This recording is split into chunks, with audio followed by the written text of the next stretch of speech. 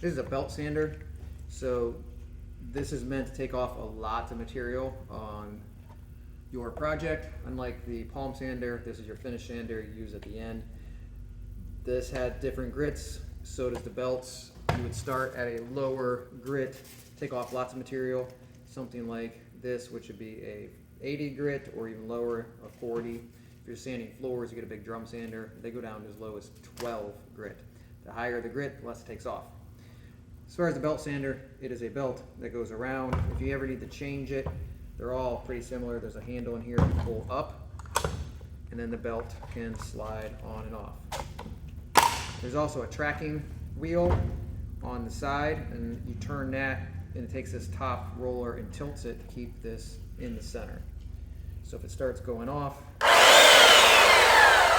you just turn this a little bit.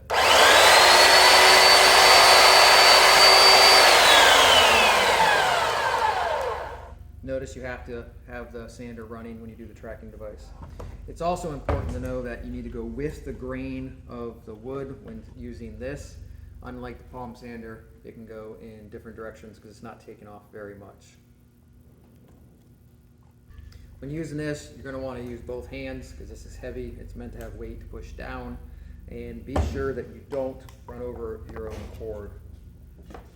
Trigger is right here. And it also has a second button right here. When you pull a trigger in, you can push that in. It's called trigger lock, and then you don't have to hold the trigger in. To release it, just hit the trigger one more time. Keeps you from having to squeeze on it the entire time if you're going to be sanding for a long time. Some of the dust goes up in the bag, but I'd recommend wearing a mask. Always start it off the material and let it stop spinning before you sit it down.